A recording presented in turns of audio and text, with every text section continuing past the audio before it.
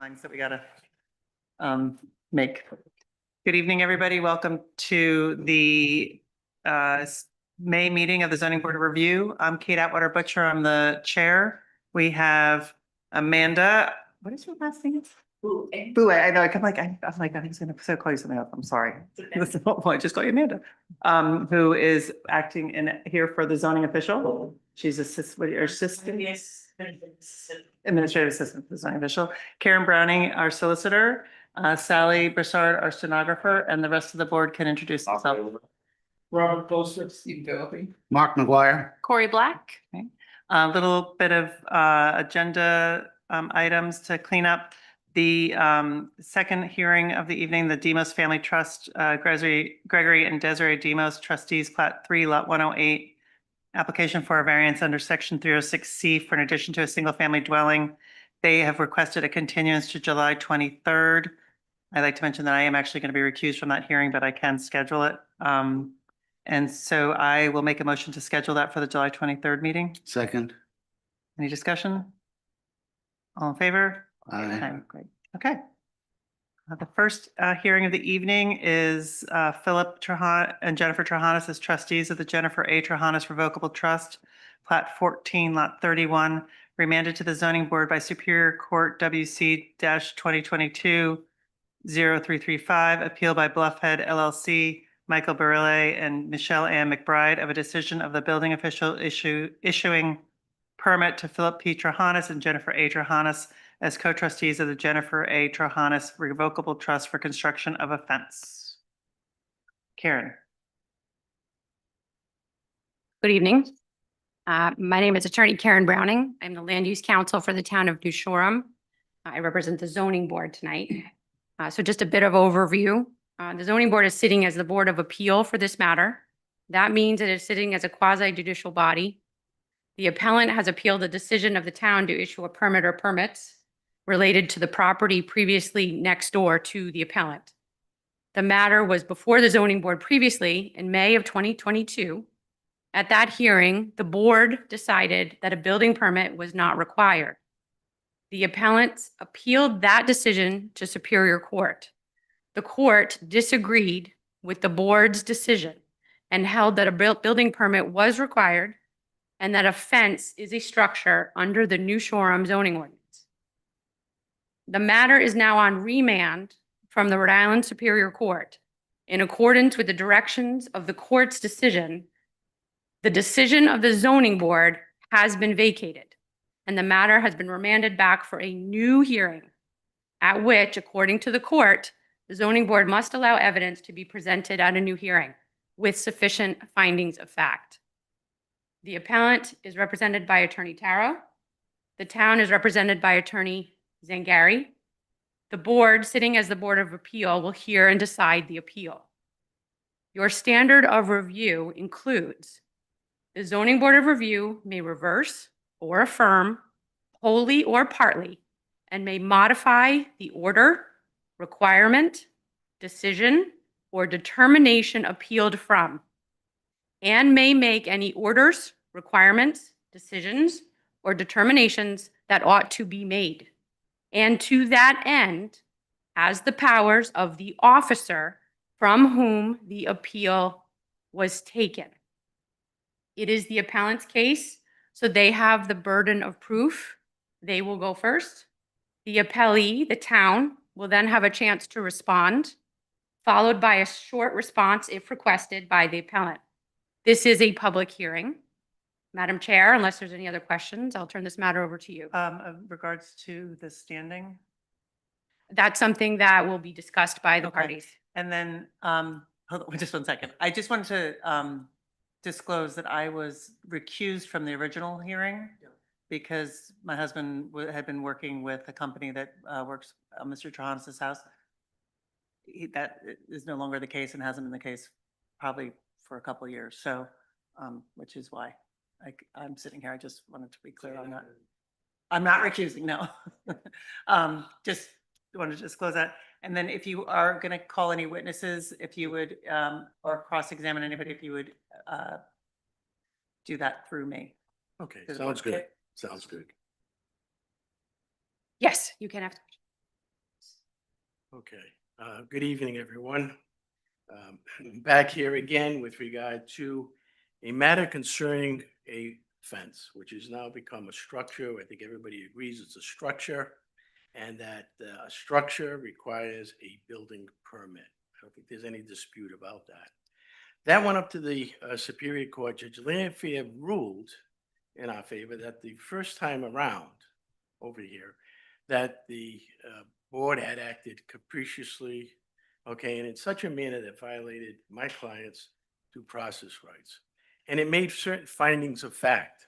And those facts were that, as I said, everybody's agreed that a fence is a structure, okay? It requires a building permit. And with regard to that building permit, one was issued in this particular case. But the evidence that I introduced initially at the hearing, and with regard to all of those exhibits, okay, that I introduced, I'm going to ask that they be made part of this record as well. Because the building permit, Mr. Chair, if I could just help you, just sorry to interrupt you. Yes, I think for purposes of the record, all of the briefing and all of the exhibits and attachments are in the record. So They're already in the part of record. the exhibit. Yeah. Correct. Exhibit, okay. My apologies, Mr. Chow, for interrupting. what I want to point out is that the building permit, when it was issued after the fact, and it wasn't issued to the title owner of the property. And the title owner of the property was Jennifer Trahanis. Mhm. So you have issued, the town has issued, an illegal permit illegally and not in accordance with the ordinances of the town. So having said that, we look at why are we here? We're here to enforce, okay, the decisions and the rulings made by Judge Lanfear. And also, okay, to have the fence removed at this point in time, because certainly the ordinances and the zoning ordinances of the town have been violated. With regard to the issue of the permit being reissued at this particular time, there's another hiccup here because of the fact that there was a demolition of the houses that were on the property. There were 3 structures. And when they applied for a demolition permit, it wasn't indicated who was applying. It was a application that wasn't signed. The permit was approved, but the individual who approved it did not do his duty as a zoning official, because he wasn't a zoning official for the town, to take those steps to make sure you complied with section 711 of the zoning ordinances. And it's pretty clear what you have to do to comply with that. And those were totally disregarded. The houses were taken down, the fence was put up. When the fence was put up, there was no primary structure there. When there's no primary structure, you can't have a second structure. All right, and there's other cases in the town with regard to a secondary structure, that being a fence, or that being a tennis court, or that being a flagpole, whatever. You can't do that unless you have a house there or a primary structure. And it's pretty straightforward and clear. And that's section 202. Okay, Mark, So, excuse me. Oh. Go ahead, no, go ahead. so I think the zoning ordinance requires a primary structure for an accessory structure. I don't think it requires one for a structure. It's the same, look it. They're not the But same thing. Well, it is an accessory structure because if you have a house, it's a primary structure. If you have a fence, it's an accessory structure. It is not. If you by have a fence, it's a definition. primary structure, and that's an accessory structure. I think I So, could clarify I don't that. want to argue with you, but I'm not going to go through the events that we went through last time when I was here, and it just got totally out of hand. I'm just going to Agreed completely. Just tell you for more. purposes of Right. clarification for the record, I believe the question that was asked by the board member was more akin to if you have, and it's actually a question I have as well, if there is no, what you're calling primary structure, doesn't the fence then become the primary structure? No, it doesn't. Not under the instances that I've read about, heard about, and referenced when I came through this hearing the first time. It's got to be a structure, okay, which is your primary structure on the property. There was an instance in town, and I think it was testified to by Tilson, Mr. Tilson, that there was a tennis court put up, okay, and that had to be taken down because there was no house on it. It's considered a structure, and it was Right. considered an accessory structure. So if you have a farm and you have multiple lots on a farm and they're fenced in, are they're on separate lots, so they don't have a primary use. What do you do there? I mean, that's a. Look at, I didn't make the, No, I I didn't do the ordinance. I'm not gonna get, What is the difference? I am not gonna give you a legal opinion as to the interpretation No, of I your zoning ordinances. All right? How is, It's a secondary structure on the property that, based upon the custom and practice of the town of New Shoreham, has not allowed that. Okay? That's the first thing. So, On no, no. the accessory use. Okay, so the first thing we have is we have a permit that was issued to a party that doesn't own the property.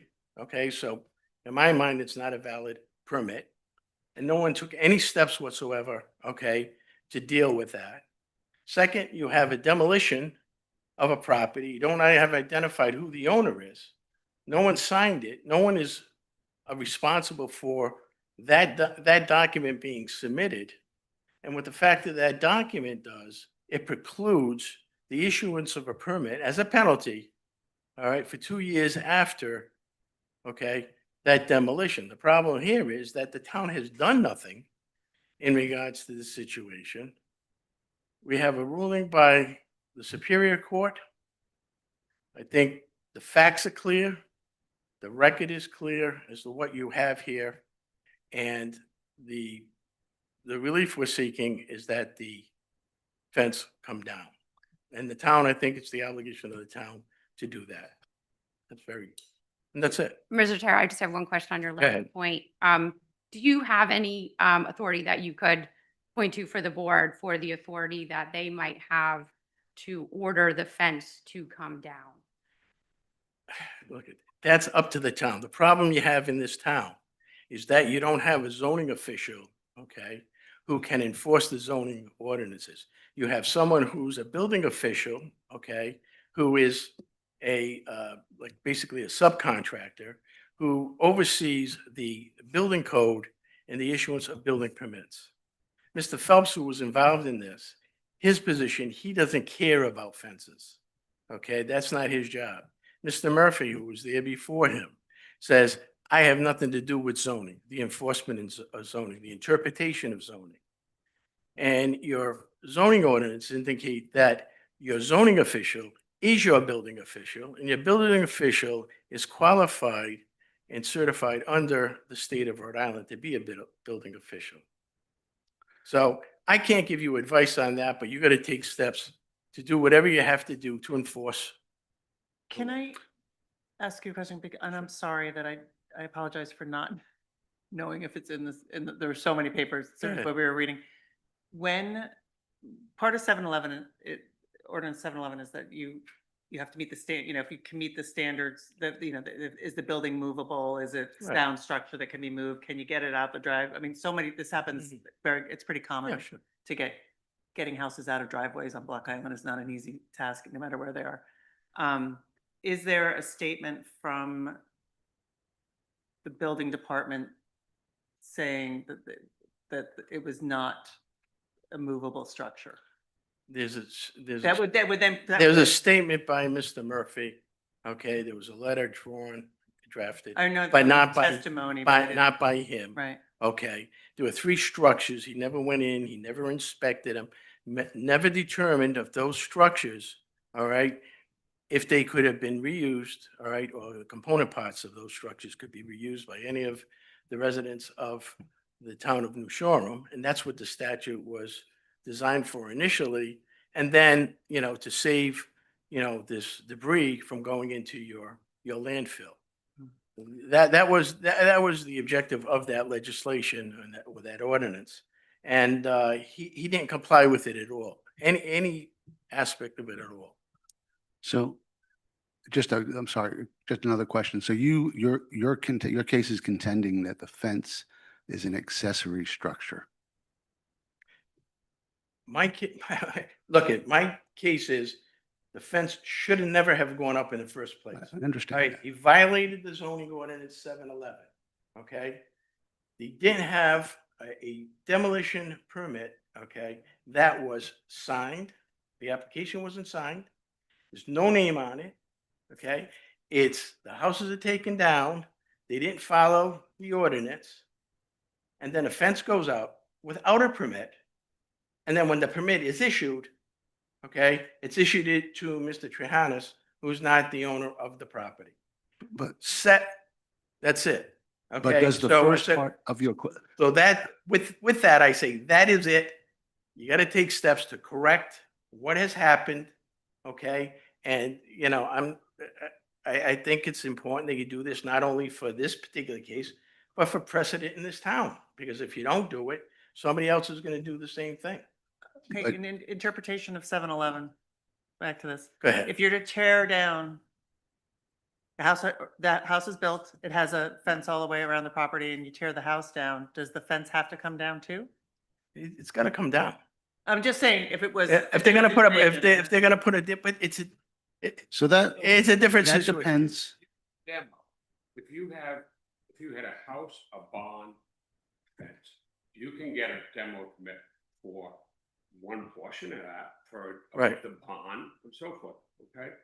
I'm a little confused about why the noise about a demo not being issued properly and so forth. How that applies to us, other than you're just saying that because it's an accessory. structure. No, I'm not saying that. I'm saying that there was collusion here. Basically, if you want to get right down to the roots with Mr. Tilson, other people who were in the town, all right, to get this thing through, all right, and then put up that fence. So you want to deal with that in your town, fine. If you don't want to deal with it, that's fine with me too.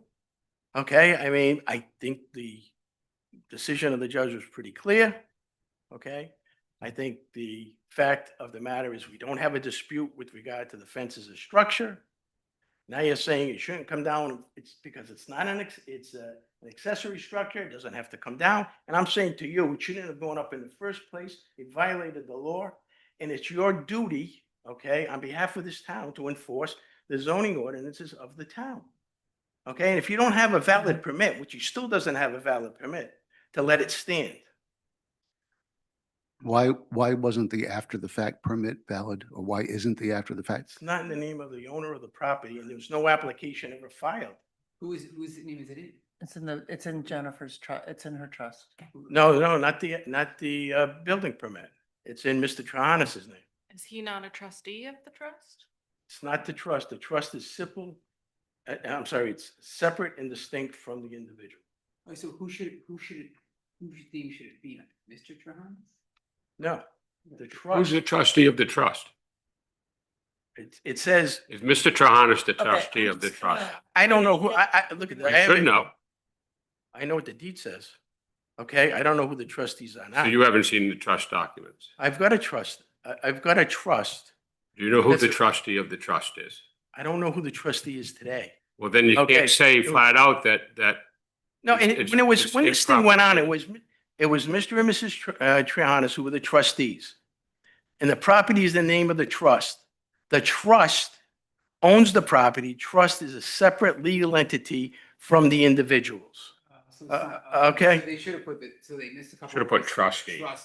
Trust, yeah. yes. No, they didn't miss anything. So what, how? They didn't miss anything. They didn't put their name, they didn't put the trust on the application, So the demolition application. They didn't put the trust on an application for a building permit for the fence. so it should have been a trustee, not an individual. Well, first of all, you come before the town, you have an application. Here, I want to put up a fence. I want to put up a house. I need a building permit. This is not. So you got a clerical. It's a, It's kind of a okay. clerical Yeah, error. it's a clerical. Yeah. Can I ask a question? this being remanded back to us, is it the original application that we're looking at, or did they file a new application for the appeal? There was an appeal application filed. That is what's before you Right, tonight. but is it the original? Yes, It says. there's no, right, there has been no supplement or change to that original There's no. appeal no, application. Have that amended to have the current owners of the property? Well, there's nothing, I don't believe there's any contention with the application for the appeal that was filed. I think what Mr. Because we're not. Tara was it's arguing. not a new- I'm just asking, it's not a new application. That, if it was No. a new application, you'd have to have the current owners of the property Correct. sign it. Okay, so Correct. they don't have any. No, and just to be perfectly clear on the record, the original owner, at the time the original appeal was heard that went to court, is no longer the owner of the property. The property has been sold.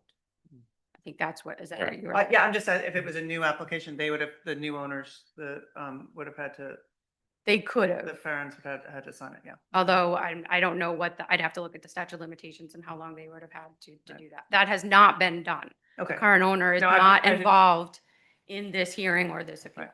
And Yeah. just because I'm talking, so I'll say some more. Section 711 of the ordinance does govern demolition review. And I think it was alluded to earlier that there are some standards that the building official has to look at to determine whether or not a demolition permit should be issued. Prior to that section that talks about those standards, there's some language that I'm going to read to you just so that you hear it and understand it and it's in the record.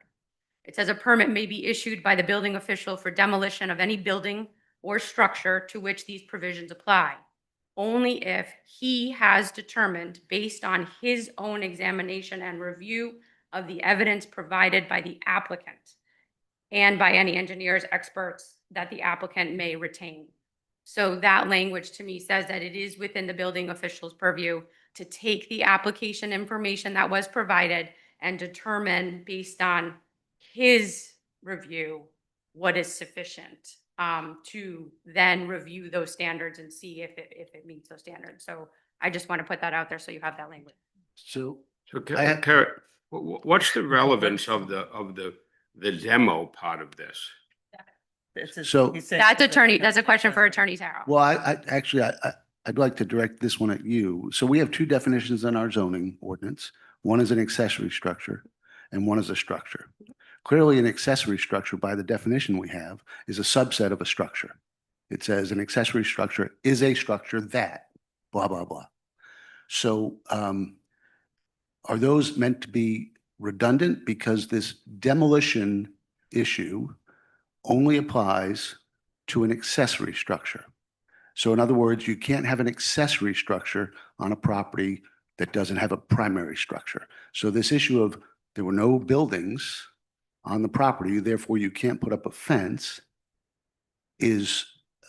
relies on whether a fence is a structure or an accessory structure, or are those two definitions on our zoning ordinance redundant? That's the key question for me. Okay, so I think I can resolve part of that, and I think the rest of it, we should continue with the hearing and have Mr. Zangari also respond. Well, I'll say this, the court has determined that in New Shoreham, a fence is a structure. Whether it is an accessory structure or not is something that you are going to have to review and decide.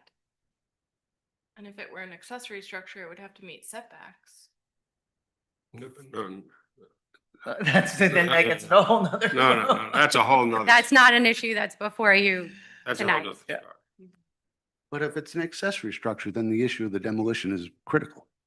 Yes, But we're not conceding that it's that it's an accessory structure. I find it difficult we're not conceding that. We're not conceding that it's an accessory structure.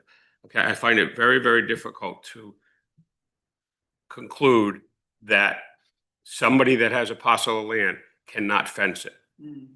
That's not the issue. The issue here is that you had a property owner. It really didn't have. The issue is the court said it's an accessory structure. That's the only No, they issue. said it was a They said it's a structure. Structure. No, it's structure. It's a structure, okay, which requires a building permit. You had a demolition permit that should have been issued. Doesn't have the name of the party who owns it. No one signed it. The building official, Mr. Murphy, didn't do his due diligence and follow the requirements of the statute. They took the house down. They put up a fence, no application. All right, for a building Was there a permit. bond issued for the demo? I don't know. Look, there was no application. clear- There was no Clear application. that the people that owned the property took the demo, paid for the demo. I think that's pretty clear. Well, it's very good. They may have, but that doesn't mean that they're the property owners. The property owners are trust. They put the property into a trust. And that's entirely different from an individual owning the property. So can I just ask a hypothetical? If they take the fence down and then they apply for a permit to knock down their current buildings, they knock them down, and then they reapply properly for a fence to build a structure, to build the same fence, is that okay? You're gonna ask your building official here, your zoning officer, that question, not me. All right. Okay? I 'Cause just my wanted to get response your may be view. different from your zoning Okay. officer. Okay, but you don't have that zoning official who will tell you that answer. That's what I'm telling you too. So that's another problem you have, but that's not my problem. My problem is that we have a situation here that should be addressed by taking down the fence. Now, if he decides he wants to build a house and then put up a fence, he's gonna file proper applications, come before, the building official, get his approval, and go down the road in the proper manner. Okay, thank you. Thank you.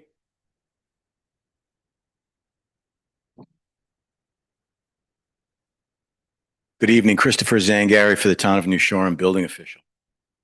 I wasn't here for the first hearing, but maybe I can shed some light on what's happening on this one. So you're here on a remand, as a solicitor has told you, for a new hearing. Now, a couple of things have changed since a few years ago. Maybe some of you were here for the first hearing, maybe not. And your solicitor mentioned it 2 months ago and 1 week, so about 9 weeks ago, 10 weeks ago, the property was sold. The appellant, who's represented by Mr. Taro, sold the property. $4.4 million, lovely. They're gone. 2 deeds have been recorded, and this was in my brief. 2 deeds have been recorded, evidencing the fact that the property is no longer in their ownership. That is a material change in circumstances from what was before this board a few years back. Why is that important? It's a standing issue, is why it's important. Something very special has changed. You have to be an aggrieved party to take an appeal. So, okay, what's an aggrieved party? Right? You have the 200-foot radius of abutters. Those people are automatically aggrieved because anything that happens on the land within 200 feet has a direct effect on them. That's what the court says. That's what the law says. I don't think anybody disagrees with that. If you have even a leasehold interest in that land, you may be an aggrieved party. Right? So you got to be an owner within 200 feet, or you have to be somehow damaged by the decision of the zoning board to take an appeal. Right? What's your damage? Do you have any? I would submit to this board that as of right now, the appellant is not an aggrieved party. They don't have an ownership interest in this property. They don't have an ownership. I'm making a representation that they don't have ownership. That's Bluffhead, I think New Shoreham LLC. I did a quick check on my own, didn't do a specific title exam, but they don't appear to own anything else on the island. So it would be impossible for them to be aggrieved because they don't own anything here anymore. They've completely divested of any leasehold or any ownership interests on the island. So based on that, in the case law that I submitted, they have no interest in this anymore, right? The issue is moot. How have they been damaged? They haven't. They're gone. So I would submit, as a threshold matter, the appeal should be denied because they're not an aggrieved party. They don't have an interest because they don't have standing. But what I would ask the board to do is make that decision first, but then just in case the court doesn't agree and says, nope, Mr. Taro is right, His client is an aggrieved party. They have standing to take the appeal. You still make a decision, and we're going to get into the merits of Mr. Taro's arguments and the evidence that's been presented. All right. So go ahead. Go ahead, No, please. So before you go beyond the standing issue, can you file motions to dismiss on appellate cases? There's no motions to dismiss in front of zoning boards. E- There's no motions of anything, of any no, kind. I guess I was thinking with the Superior Court. I mean, I'm not- The I'm- matter is no longer with the Superior Okay. Court. They decided and remanded it back. okay, thank you. So no, there's no motion. Yes, please. I have a question. Have the new owners, I don't know what the word would be, interpleaded or joined in this? Well, it wouldn't be an interplead, but in other words, somehow assigned their interest to Mr. Taro's client. Have they? No evidence has been presented that I know of, but the hearing's not over, that there's been any assignment of rights to Mr. Taro's client. I'm not aware of any. So based on that, I would again say that there is no standing. They're not an aggrieved party.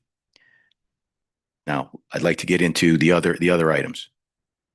I agree with Mr. Taro. The fence is a structure. The court said so. I think it is anyway. Mr. Taro's correct. It requires a permit. Excellent. Then we get into the permitting issue. On the building permit, the owner isn't listed. The owner isn't listed, right? It's the wrong person. It's the wrong entity. Mr. Taro is correct. The trust is the owner. That entity owns it, and that's a separate entity from the Trahaneses as individuals. He's correct. What's on the permit? It says Philip Trahanes. Okay. Mr. Philip Trahanes, I would say, has apparent authority to have that permit issued.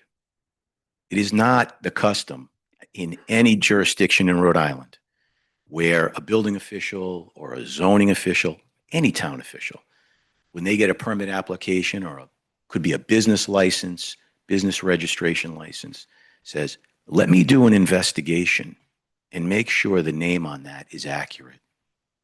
Let me do a title exam to see who the true owner is. That is not a burden that is on any town clerk, any town employee. It just doesn't exist. That person has apparent authority. They're going to take that application. They're going to take the filing fee. So it would be as simple as to say he's the representative of the owner of the application. I don't even know if I'd say that. I mean, I think you could. I think what I would argue is Mr. Trahanes' name is on there.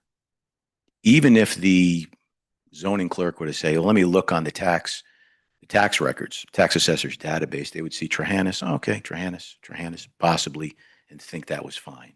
Now, is it a typographical error? If it said Philip Trahanes, comma, TR for trustee, would we be arguing? Right. So I would submit to you that holding any town to a strict scrutiny of exacting language as to who the owner is I think is inappropriate. And I think that information that's on that application is more directional than mandatory. The other thing is, it's not as if the Trahanes has said, 3 months later, hey, wait a minute, town, you issued a permit to the wrong person. We never applied for that permit. That was fraud. And that's not the case here. So I would submit that the permit is valid, despite a argued technical deficiency or discrepancy. We get into the demolition permit, and before, go ahead. So the permit was issued after the fact. Yes. Okay. Are we talking a demo permit? Or No, we're talking building. Fence Oh, permit. not demo. Yeah, we're talking about the fence permit. Demo. Just the fence. And there was a conversation if they even needed the permit. for the Right. fence. And I get that there was conversation that the conversation was that you don't need a permit for a fence. That we know that the court has said you need a permit. It's a structure, you need a permit. No one's arguing that. But it doesn't change it because it was issued after the fact. Does it is it retroactive? You can issue a permit after the fact if it meets the criteria. So in other words, there's The fact that you would issue a permit before the fence is erected is fine.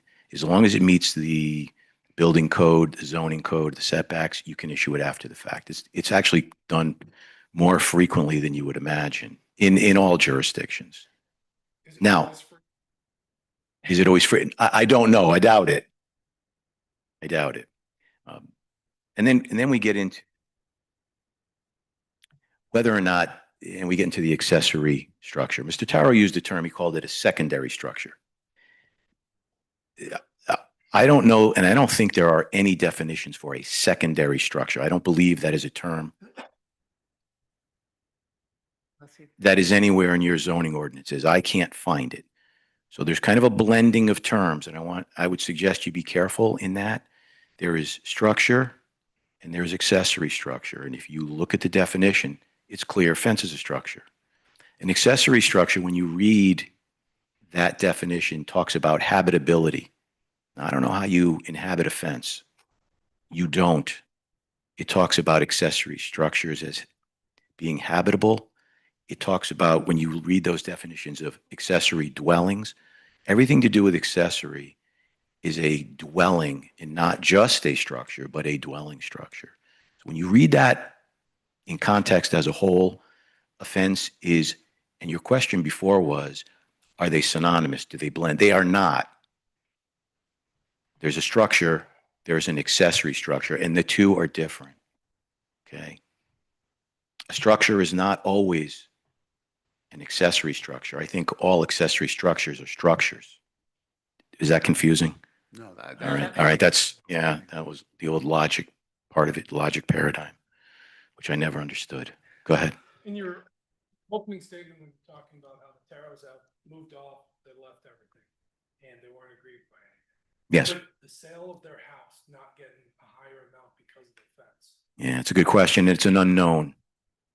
But if that's the argument for being aggrieved and being harmed, it hasn't been brought forth. There's been no evidence of that. That, hey, I would have, but for that fence, I would have sold my house for $5 million. You cost me $600,000. Okay. But that has not been raised. Hard to prove too. So we get into the issue of structure and accessory structure.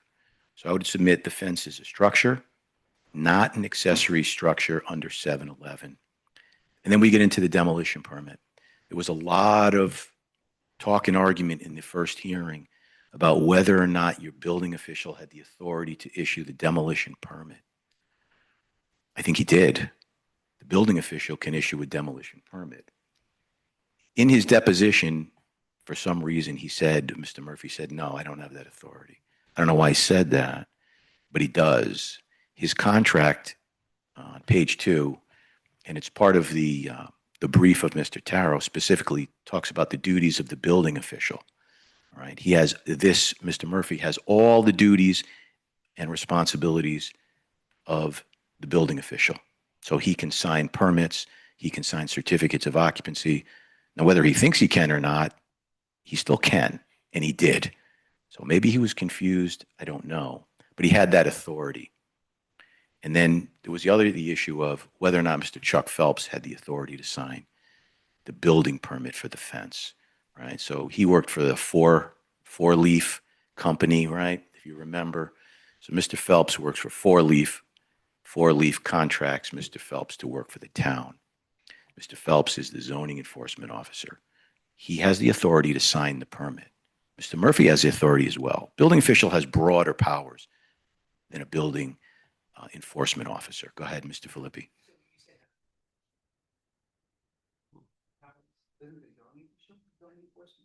He does. The zoning official has zoning enforcement powers.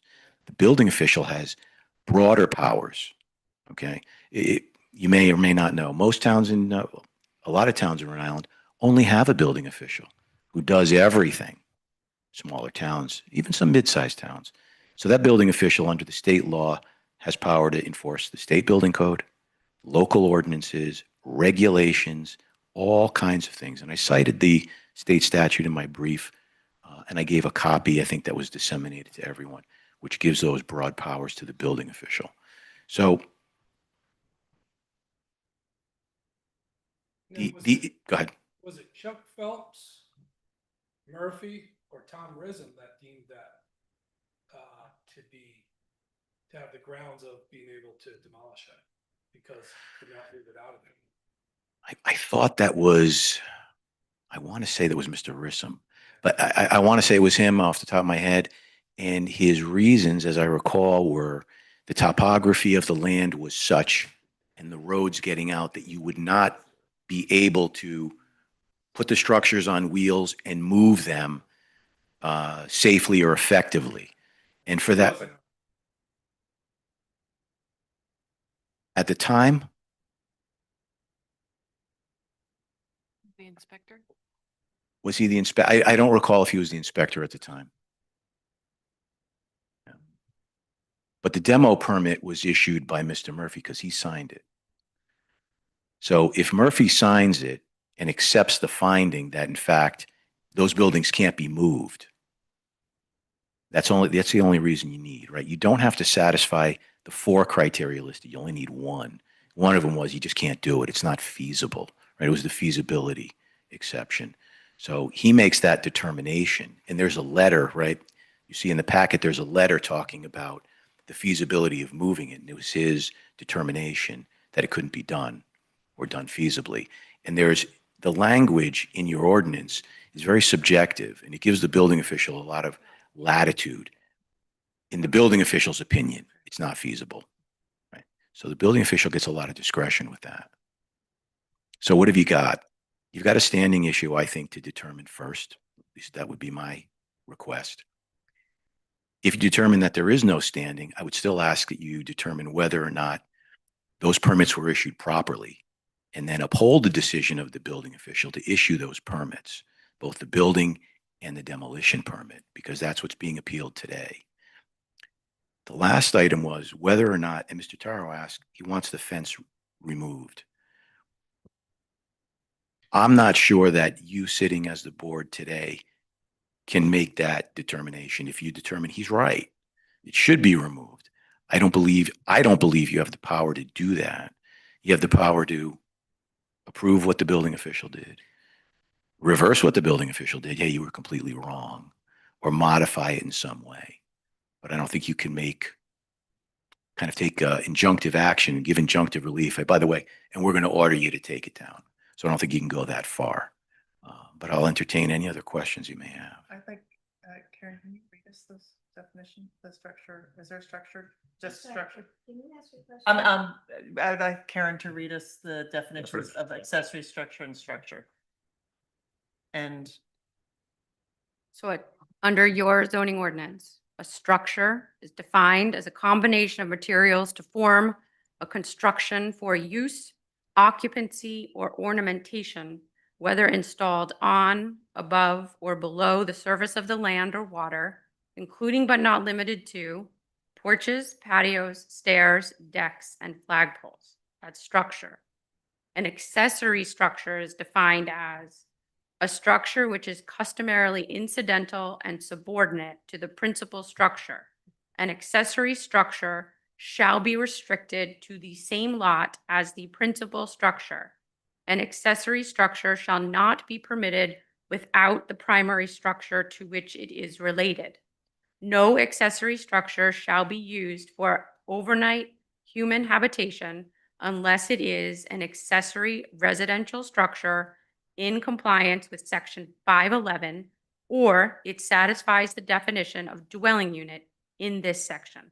so accessory structure, clearly they're referring to buildings with Buildings. habitation, like type, living spaces in them. It sounds like that's how I would read that. That is within the board's purview to interpret that That's language. how I would read that. Yeah. You know which Versus structure. permit I was issued? do want to point out that accessory structures have been held to be other things as well. Right, A shed, for example, Right. is a common accessory structure. right. So consider that. And it might be also a situation to consider in some instances, if a fence is a structure, which the court has held, and you have a home on that lot and you want to add a fence, the fence could then become, this is up to you, could become an accessory structure. I think the question to be also considered is if there is no other structure on the lot, does the fence then become the primary structure? Or is it just that a fence is a structure, but it's not an accessory structure? Those are all questions that are before you tonight. What's Was- the definition of a primary structure? It's Yeah, just the what- definition of structure. Was the house demoed first before the building permit for the fence was given? Or before it was erected, because it doesn't matter the timeline of the two. Right, actually, it was erected It was first. erected, First. and then it was Yes. Yeah. So the after the buildings came down. the timeline I have is that the structures were demolished and a fence constructed in about maybe early 2021. I'm sure Mr. Zangaro, correct me if I'm wrong. In April of 2021, Tom Rism discovers the fence. In May of that same year, a permit is issued. And Mr. Rism sends a letter to the Trahanas stating that the fence is a structure. Mr. Rism issues a building permit that same month, May 2021, for a fence, with the letter stating not permitting this construction was an error on our part. And our zoning ordinance states that all structures need building permits? Yes, the way that your ordinance reads, when you look at it all together, yes, it has been concluded both by your prior land use council and the court that all structures need building permits and a fence is a structure. Thank you, Robbie. Thanks for coming in.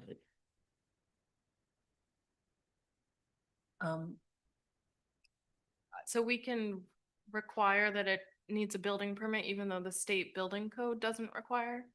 That's not before us. That issue has already been decided. Okay. Yeah, it needs a permit. Okay. We know that. Can I ask Mr. Trahanas a question? I just want to know, It's a public hearing. You may want to wait until okay, you open the public open hearing. up, okay. Okay, I just, because you have to go. Yeah. I would also see if Mr. Taro has any Mr. response. Yeah, do you have any questions? Or points? But I just want. Yeah, sure. Can you touch base on the standing issue? The With standing- regard to the egregiousness, The okay, standing issue. and the interest my client had in the property. They had interest from the day, the fence was up, was agreed up until the day he sold his house, and still agreed by what has happened, because the court had determined, okay, that this board initially acted arbitrarily, capriciously, and denied my client the due process of law. So that is a lot of egregious conduct that went on by the board before. There were decisions that were made that arbitrarily, capricious. That's not my words, those are the judge's words after you read everything. And the only thing I can tell you is by presenting this as a situation where, it was misstated on the building permit that it was Mr. Trahanas and truly the trustee, that's all, let me tell you. That doesn't fly. It doesn't fly because you gotta file an application first. And you're gonna say, I am the owner. Someone came in with a liquor license and put his name on it. He wasn't the person who was running that company. Okay, you're gonna find out. You're gonna make sure, as the town, that who's ever doing this is doing it in a legal manner and in compliance with your laws and ordinances. Legally. Okay, so Mr. a trust can't sign something. A trust isn't a person. No, you can sign it. A trust is not a person. A trust is, Trust Trust does. is a separate entity. It's done every day. They transfer deeds.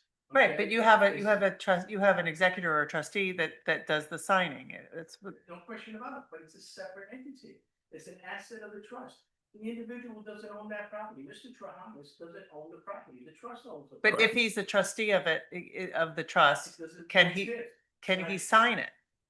he can sign it, if he signs it as the trustee of the trust, and you identify that. So the clerical error of not having the TT, whatever it is. It's not a clerical. Okay, it's not a clerical error, because there was no application ever. I get it, yeah. One more question, Ken. Explain to me the standing issue, why the standing issue fails, why your client is. Because it's. Steve, I'm sorry, could you turn your mic on? Make me repeat it, or does everyone hear me? Repeat it?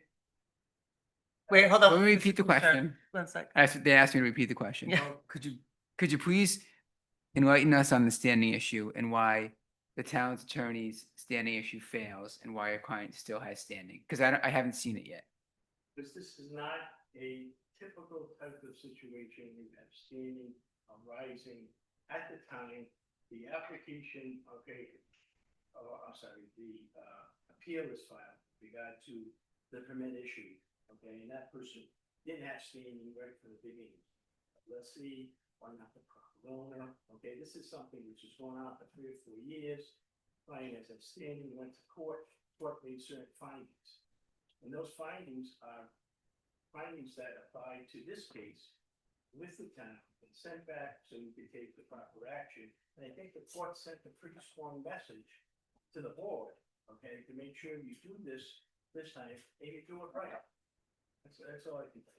Mr. Taro, can I ask you, in your opinion, how is your client still aggrieved?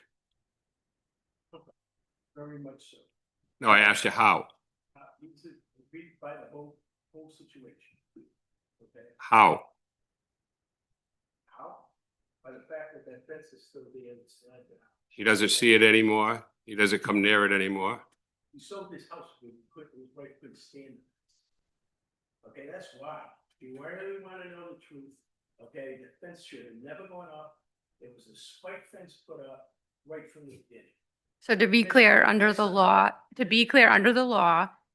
this fence does not qualify as a spite fence. I understand. Like, not more than 6, but it was out of spot that he did it. Okay, and, you know, neighbors get into disagreements, all right, it happens all the time.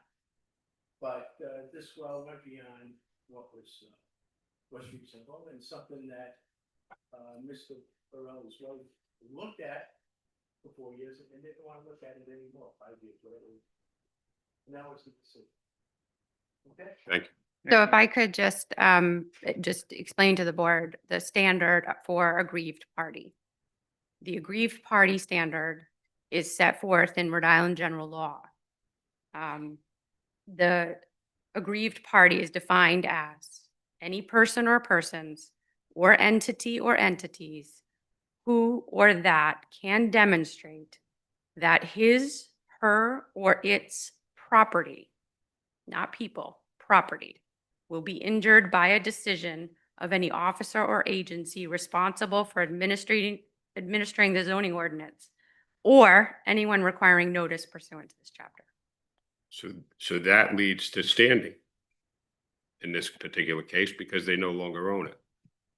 That's the question before you, Okay. exactly. Okay, So there's 2 different things. It's standing and then it's still the, correct. Right. He wanted to speak. Where, at what point? he needs to go. So I would like to, Who needs to go? Mr. Trahanas has to Oh. leave. Okay. So unless the attorneys have any other evidence that they want to prevent, Mr. Tyler, this is your hearing, any other evidence at this time? Okay, Thank you. then I would open the public hearing. Okay, I'm opening the public hearing. Mr. Trahanas, if you would like, you're gonna have to get sworn in. Aaron's gonna- Good evening. Could you raise your right hand? Could you state your name for the record and spell your last name? And do you swear to tell the truth, the whole truth, and nothing but the truth during the course of this hearing? Thank you. Are you the trustee of Jennifer's Trust? I'm a co-trustee, was co-trustee at the time of this incident. So you- Can sign documents. I have many trusts and I sign in that capacity all the Okay. time. I'm also technically an agent and manager for the trust, and I have investment authority as well. So you're authorized to sign. You're authorized to sign.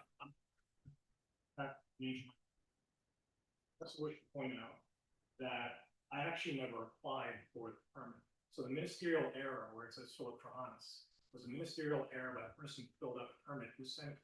I actually received that permit in the mail with a letter of apology, because what had happened was we had approached the town and said, does this need a permit? They said, no, the 6-foot fence, you don't need it. And so we went and actually put the fence up. After the fact, I can't attest to why this happened. There's some sort of discussion that caused Mr. Rizzo to feel like he needed to send a letter and issue a permit. He in fact put my name on it. So I did not actually fill out an application. If I did, it would have been, I assure you, completely accurate with common trustee, because I always do that. No, go ahead. Okay, all right, thank you. You're welcome. Any other questions? Because I have something to say as well, if that's okay. I have a question. Sure. When you filed your demolition permit, why did you put your name on it with the trust name? You do everything so perfect. I actually. If I could just, let's stop right there. Let's do this in an orderly fashion. Mr. Taro, you will absolutely have a chance to ask your questions. However, the board has indicated that your questions should be directed through the chair. So in order of events, I think let's give Mr. Trahanas a chance to say what he came here to And that say, motion's just through me. and then we can move on to questions. Many of the plaintiffs I thought it was weather related, so please bear with. I'll see how far I can get. Hopefully I can do this in 10 minutes.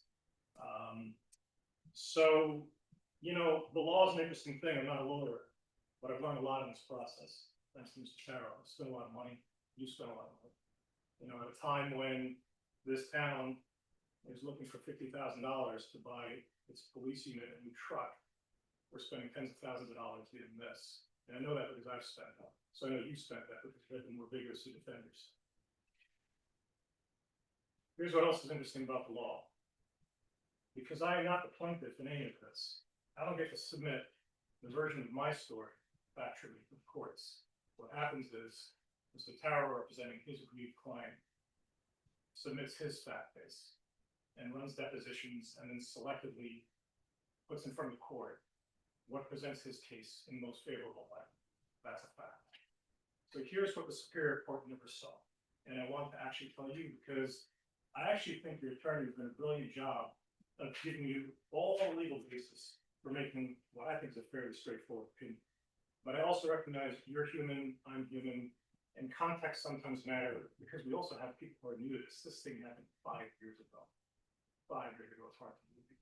And so I'd like to give you some context as you think about this and debate it, because I didn't plan on speaking, but I came prepared to, because we talk about an aggrieved party.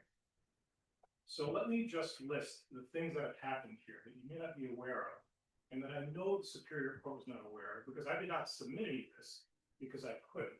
I've never been called to trial in the Superior Court. I wish I was. I assure you of that. Mr. Trahanas, respectfully, I'll just ask that you direct your comments to the board. Thank you. Appreciate it. Let me list them first and we'll get into them briefly. There was an act of criminal vandalism. Criminal vandalism. By the way, almost every state out there has a threshold above which criminal vandalism rises to a felony. In Rhode Island, it's $500. What I'm about to describe has extra zeros at the end. This was a criminal vandalism felony act. There was an act. I'm sorry, I let you speak. I just have to. I let you speak. I just want to object. You can't But object. This is not a court of law. Please, gentlemen, you do. Mr. Taro, if you would like to put an objection on the record, please do that, but please do so briefly. Again, not relevant to what's in front of the board, okay? Some of it constitutes hearsay, some of it constitutes acts. No, sir, I have evidence. Mr. Trahanas, please. Mr. Travis, just, He needs to make his record.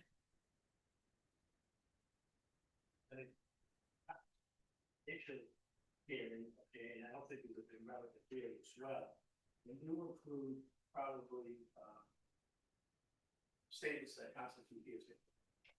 Thank you, Mr. Taro. Mr. Trahanas, you can continue. I mean, whether Mr. Chuck Phelps cared or not. There was an application for injunctive relief, which was summarily dismissed by the Superior Court. There were 2 lawsuits filed in the Rhode Island Superior Court. One against me and my wife, still pending. One against you, which is why we're here today. Mr. Hannah, sorry, can you just make sure your microphone's on? The little green light? Yes. Thank you. There was a misleading letter writing campaign. That's already been submitted to you way long ago in one of his briefs.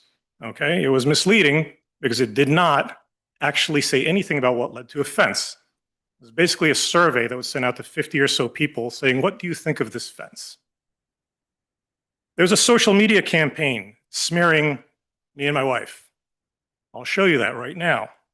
There was a false claim called into the Rhode Island DEM, resulting in 2 field investigators coming out onto my property while I was there, asking me if they could inspect certain pieces of my property, which I said, of course you can.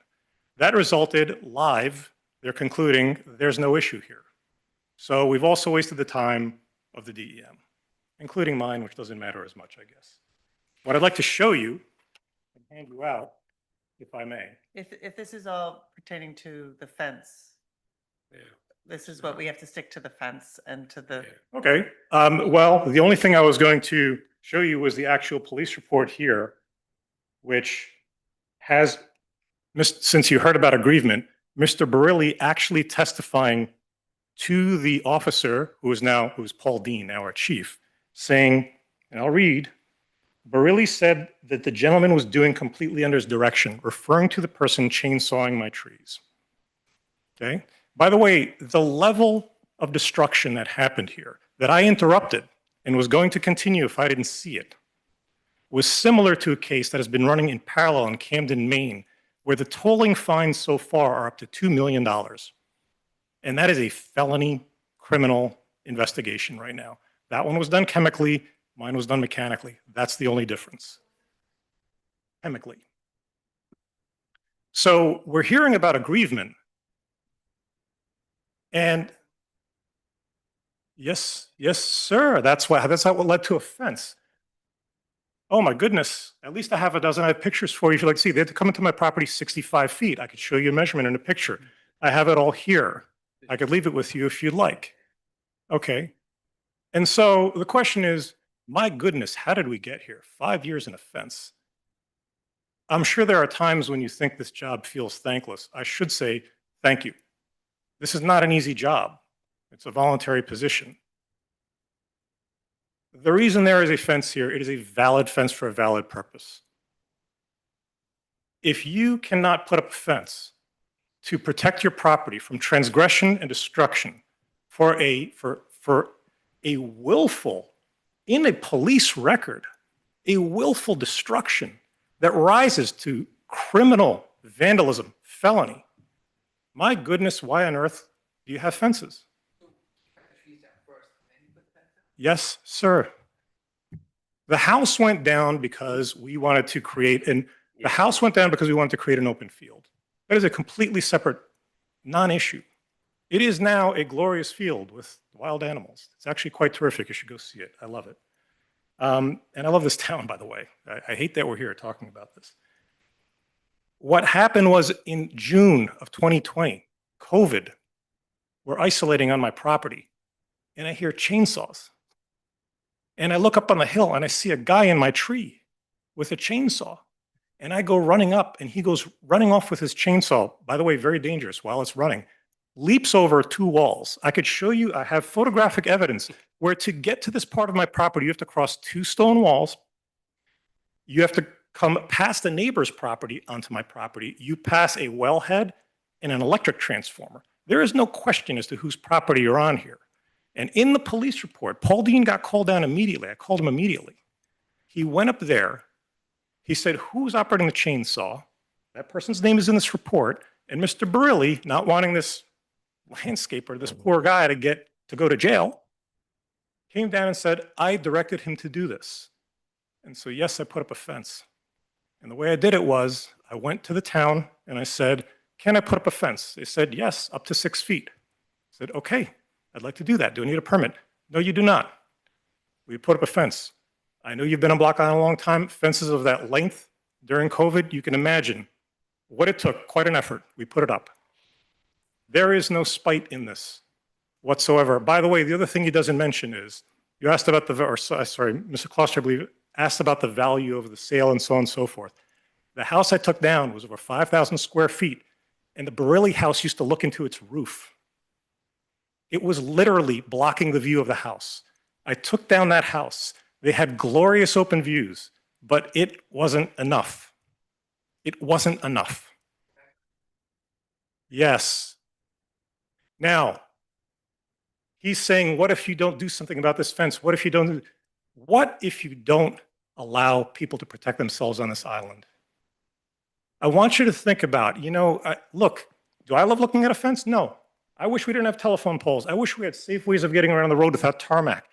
These are pieces of infrastructure that we accept in our daily lives that may not be the prettiest things in the world. They're functional. They're functional, and this fence serves a purpose. I cannot tell you the overhang, the psychological overhang I have of thinking, is somebody coming over to take down my trees again when I'm not here? It's ever persistent in your brain now. They've gone on and they've sold. I want you to put yourself in my position. You go off to visit some family for a week. You go to a wedding, what have you. You come back, and your neighbor has transgressed into your property, not a little bit. He didn't cut a branch.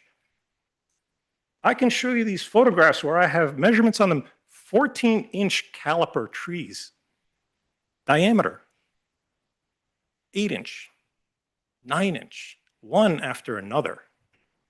This was beyond egregious. I feel as if, by the way, the only thing I did was put up a fence. I never countersued. I could have brought these people through the ringer on this. I could have gone for the same $2 million in damages that are being told in Camden, Maine right now. I didn't do it. I've actually never spoken up on this, ever. I've never gone on record other than his depositions. He deposed everybody on this. I was in depositions for 2 hours. Notice he never pulled any of my deposition. You want to know why? I've done nothing wrong. He's never once pulled anything out of my deposition. 2 hours of useless deposition. I answered every one of his questions to his satisfaction. If he didn't, he would have pulled me into court and held me in contempt. But he didn't.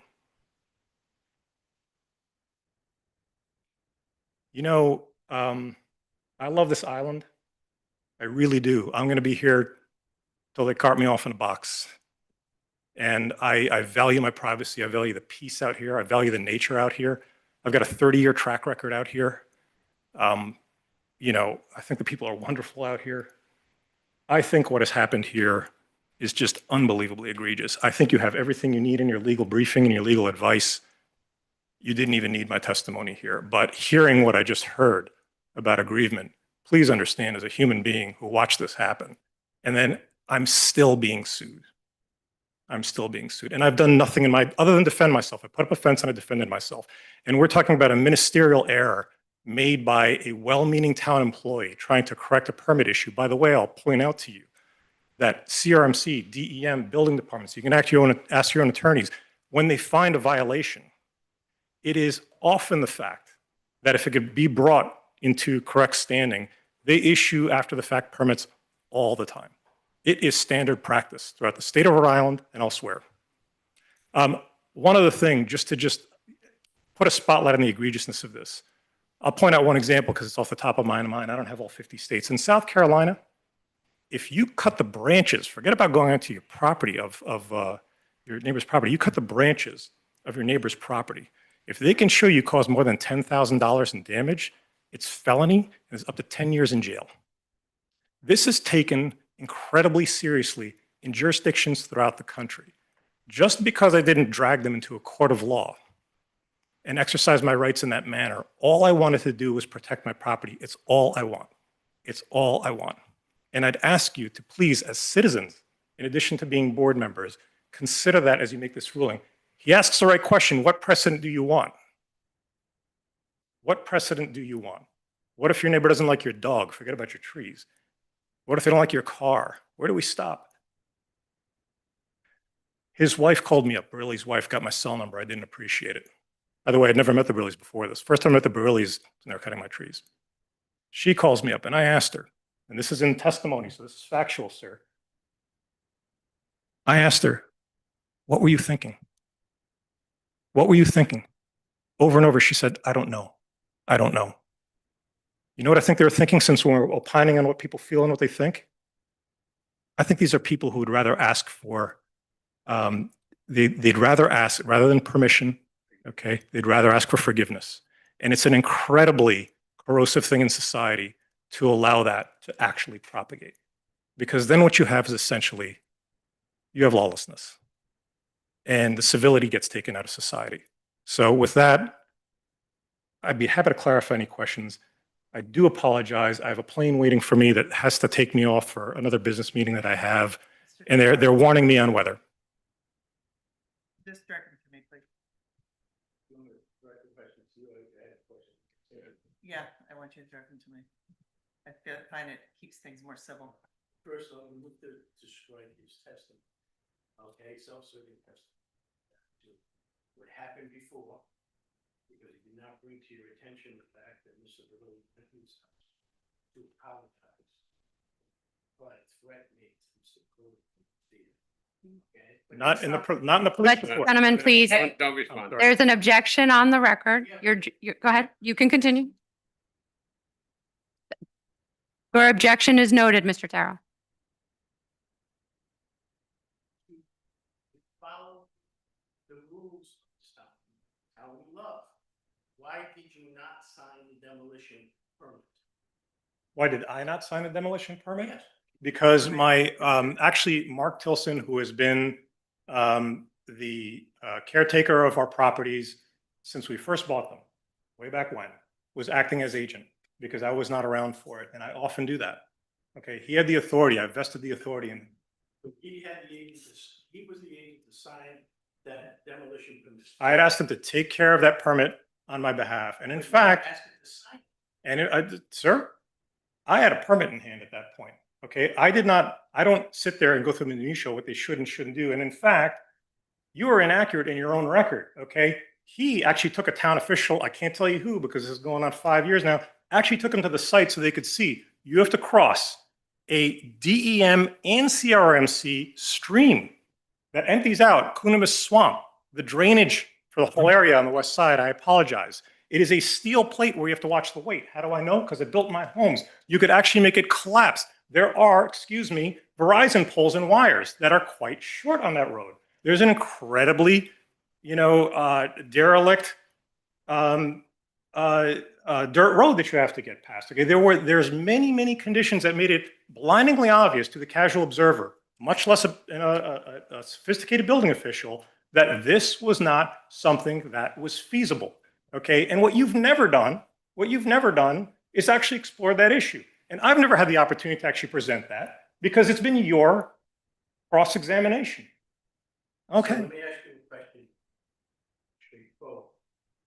Who did you go, you yourself, go to the town, okay, to discuss a demolition? I don't recall that. That's 5 years ago. So I'd have to go back and see if I have anything in my notes or calendar. So you don't know who you talked to about demolition? No, I don't recall off the top of my head. He's already just answered the question that he had his agent do it for him. And I have a valid permit. Of course it's anything, okay, which I have the right to do at this proceeding. Who was the official that you talked to about the building permit for the demolition? I don't recall. Go look in your own deposition. You deposed me for 2 hours. The answer is there. So you don't remember the deposition, but I have to remember who I, okay, well, I'm not here to argue either. Gentlemen, please. No, go get your. Mr. Taro. Thank you. Mr. Taro, do you have any other questions of Mr. Chahanas? Okay, you have been asked to direct your questions through the chair. To the chair. I would ask respectfully that the best way to handle that is for you to present your concerns and rebuttal to the testimony that was just presented by Mr. Chahanas. And those questions may be answered by Mr. Chahanas after you are done. But that direction should go through the chair as you've been instructed. He's not a witness, Mr. Taro. You have not subpoenaed him. He is here in public hearing, testifying on his own accord. So if you have subpoenaed him, that's different. You have not. Therefore, the instruction of the board is clear. Kindly direct your comments and questions through the board. Yes, sir. Testifying to this board is not a witness, that's your position. My position is he's not your witness, sir. It does make a difference. And again, sir, I'm going to instruct you. If you have further cross, we are happy to hear it. You just need to direct your questions through the chair. So please continue. Respectfully, Mr. Terra, I'm going to ask you again, do you have any further comments or questions that you would like to present to this board for your record? I have to go through the. Mr. Taro, the law is clear that And you're telling me- in court, sir, yes, this is not court. Let me be extremely clear. The law is that this board can control the ebb and flow of questioning. You do have a right to present your case in full. You do have a right to question this witness. You have been asked more than once now to kindly direct your questions through the chair. That is not unusual. It happens all the time. It's supported in court, I assure you. So please, Mr. Taro, please continue with your case.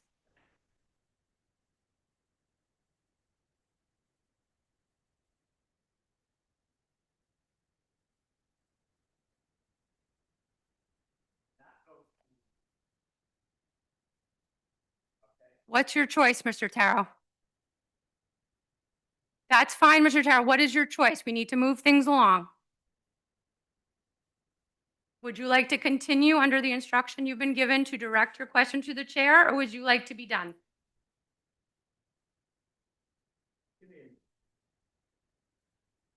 We'll continue with the public hearing while Mr. Taro thinks about his choice. Does anybody in the audience like to make a comment? Do so now, please.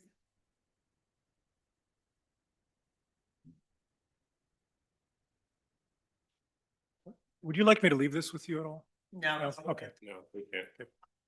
Thank you.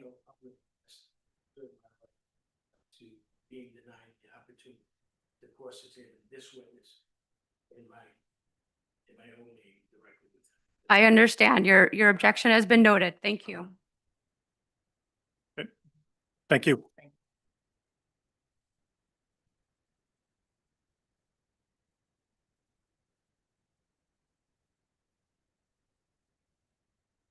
Anyone else? Okay, I'll make a motion to close the public hearing. Second. Any discussion?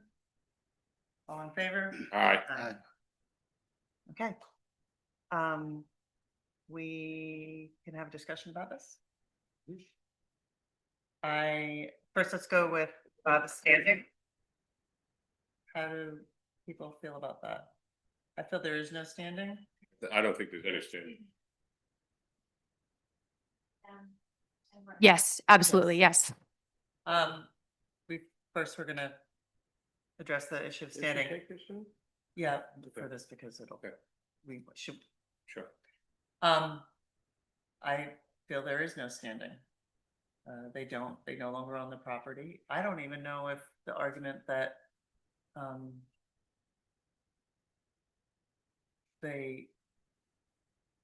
I think the property was on the market before they even took the property, everything down.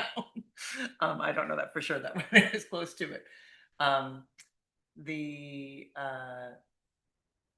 Yeah, they don't. We own only They're have two not- issues in they're front not- of us though. Standing Standing. and a structure. And the structure, yes. The structure issue has already been determined by the court. Right, but there was testimony by Mr. Taro that Mhm. it was an accessory structure. There is, I think that We don't have to hold that it's an accessory structure. No, We can you, call you, this- you do not, but the bigger issue is that you've got two issues. You've got a vote as to, okay, so here it's. you've got standing as Yeah. the question number one.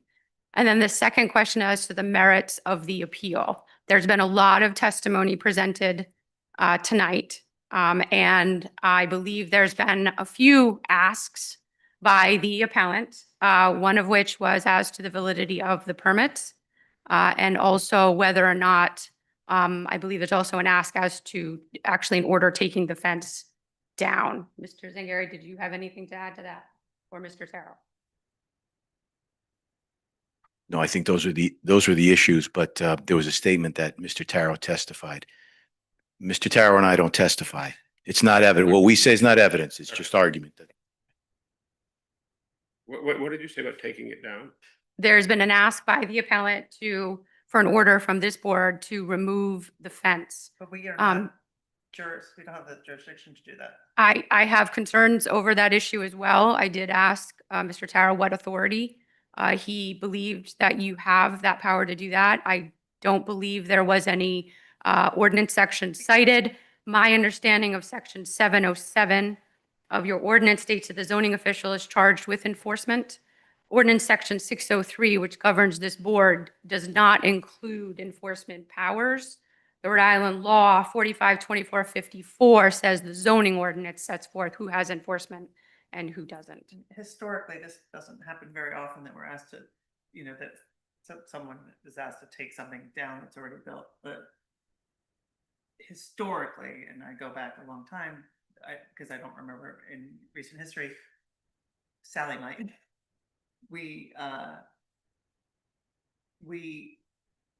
when we've found a violation after something's been built, I think the town has, we weren't able to say that it needed to be torn down. We just, that it was in violation. We weren't able to order it. We just found it in violation. That's the customary process, and your zoning ordinance would also support that process. So how does everybody else feel about the standing? Yeah, I don't see how someone who doesn't own the property can be aggrieved based on the definition that Karen read earlier. I'd agree with that. I totally agree. So then we have the issue of yeah. I believe, Okay, you want to vote? let's go ahead and take a vote on the standing issue. Make a motion to, what would the motion be to, that the appellant has no standing? You could, yes, that's a reasonable motion, yes. Second. Oh, can we just stop if we have a comment Yeah. from council?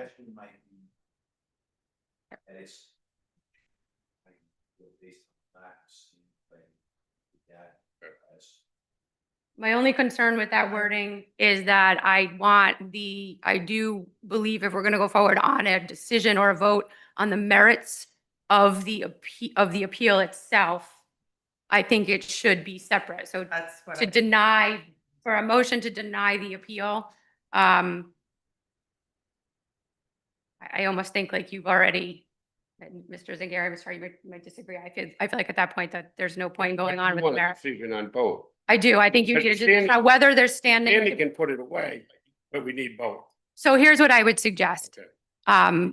Potentially a motion that the applicant or the appellant, excuse me, in this case, lacks the necessary standing to move forward with this appeal.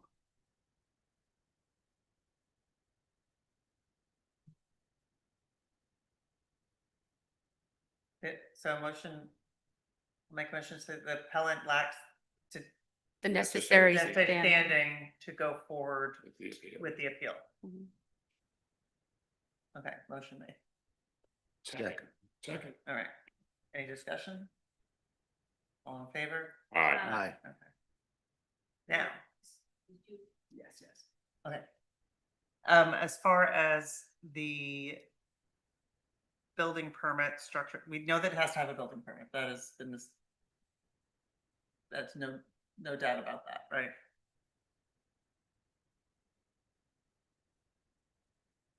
It seems like there's a lot of clerical error here as far as signatures and all those other things. And as this, brought to us, the central, building department does not do title searches on building permits to see who the actual signer is. Clearly a clerical error. Totally clerical. So And also But because, it should have been, the permit should have been issued prior. There's no doubt about that. I mean, that's, but also it's very clear that the Trahanuses, if the permit wasn't taken out on their behalf, would certainly walk outside and say, hey, you're knocking my house down. Or the trust. Yeah. Okay. So we're talking about the fence permit now? You're talking about the fence permit. I don't want to talk about the demolition, Okay.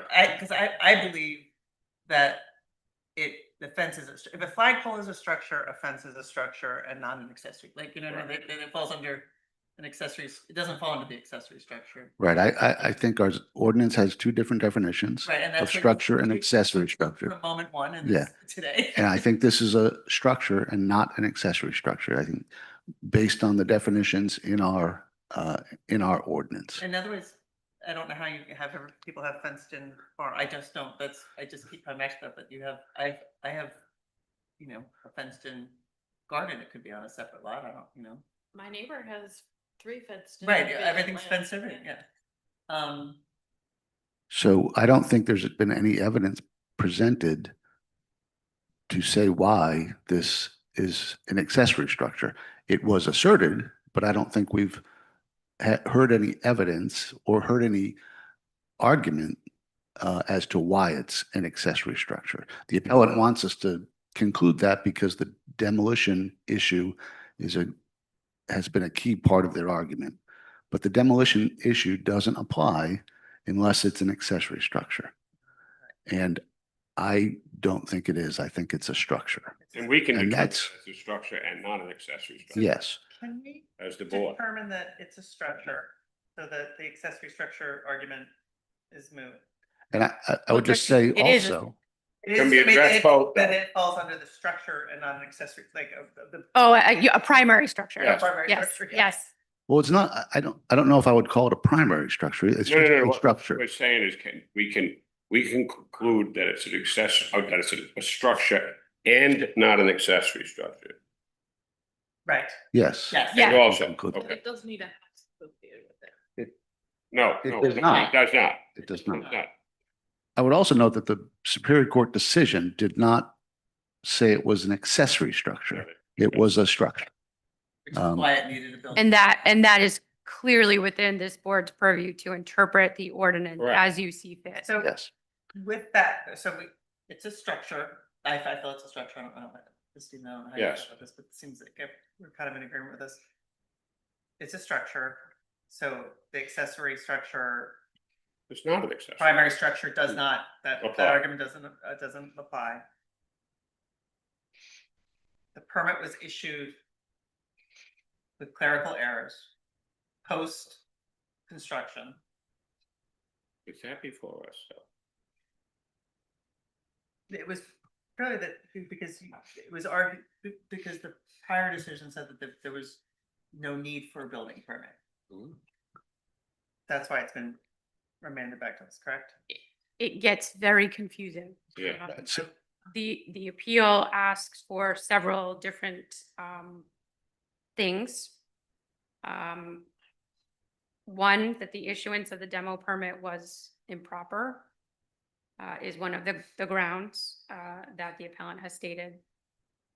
Issuance of the building permit was improper due to the demo permit not being issued properly.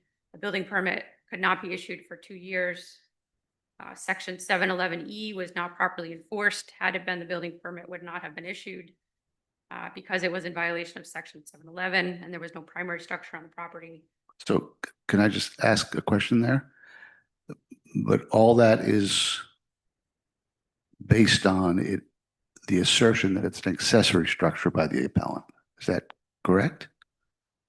That's dependent on the testimony and I'm not testimony, the evidence and the presentations, I'll say, of the parties tonight. Okay. So in my mind, the demolition issue, whether the demolition permit was applied for properly or not, it's a non-issue to us because this is not an accessory structure. And that requirement is only for accessory structures, not for structures.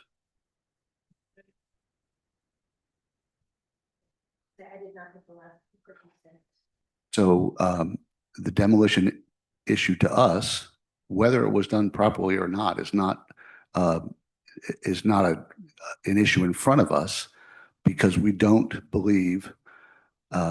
think that the fence is an accessory structure.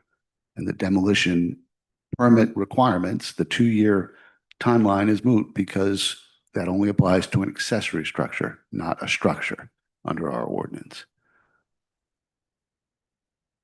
I'm going to confess that was a little hard for me to follow. I think I'm going to rewind just for my own sake a little bit. Sure. I think the debate before you is based on, or the questions before you are really based on whether or not the permits that were issued were proper. But there's two permits. You're talking about the fence permit and the demo. They maintain that the applicant maintains that the demo permit, okay, was important because it's an accessory structure. Therefore, you didn't have the primary structure anymore, so you couldn't give a permit for an accessory structure. Correct, they They're are maintaining linked. that there's Yeah. that it's not an accessory structure. It's a structure and stands on its own. You could interpret the ordinance in that way, yes. But my point is, for the purposes of your vote and your deliberations, going back to what was requested in the appeal and in the papers by the appellant, it's important that we, Oh, that we, whether we state mindful that of- the permit was proper. yes. And Mr. Tarrow, have I missed anything? Is there any other relief that you're seeking tonight on behalf of your client? No. Okay. So, They two things, demolition, was it the ordinance, 711 wasn't complied with. The building permit for the fence was not complied with, okay? It was a structure, it needed a permit before, all right, the fence was built. Didn't have it.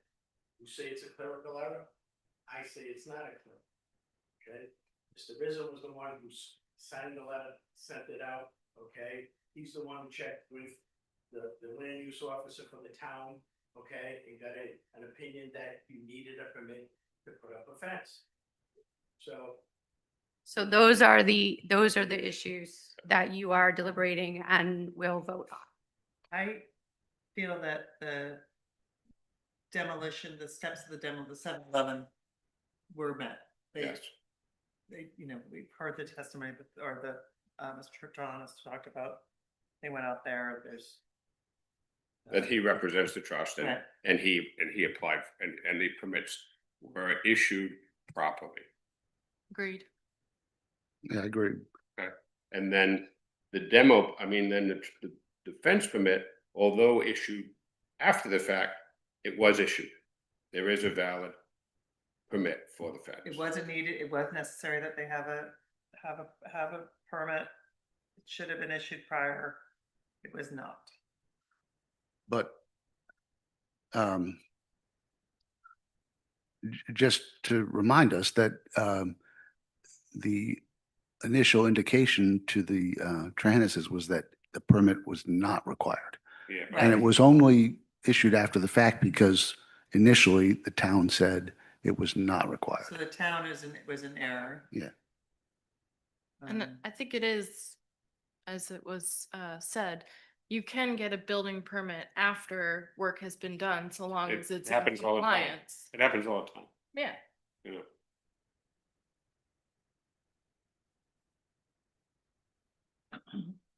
We need a motion. We need a motion. well, I did the first one. Okay, You go for it, Bob. okay. I'll make a motion that in respect to the issuance of the demo permit, that the demo permit was issued properly. And what was 7, 7-Eleven, following the standards of. following the 7-Eleven. standards of 7-Eleven, okay?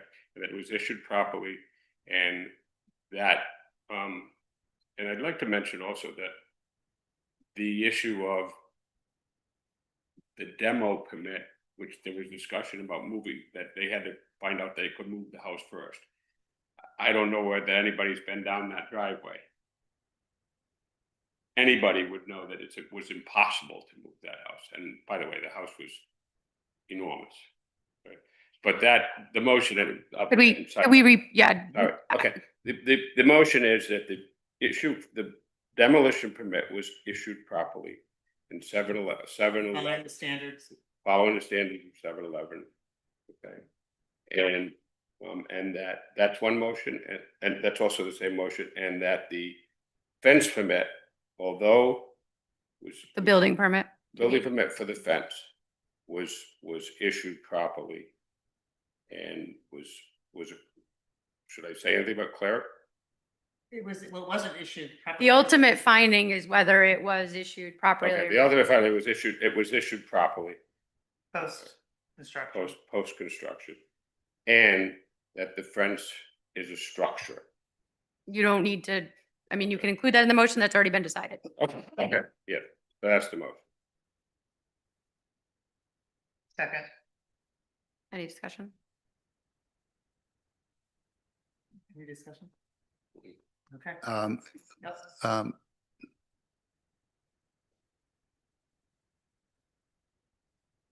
So I guess my question is, do we all think that's pretty airtight? Do we need any more detail, or we'll just do that in a decision Right, memo? it's- Okay. That's it. Made, seconded, all in favor? Aye. Thank you. Okay, we have minutes. Has everybody read the minutes? Have, yeah. Yep. The last meeting, yeah. I was not here either. All right, let me can't vote. Yeah, okay. I have a tick on my arm that I just. Oh, no. Take it off. I got, like, I don't want to just pull it off without. You gotta pull it off. Yeah. That's not. That's okay. Hey. That's a tick. Yeah. I'll make a motion to adjourn.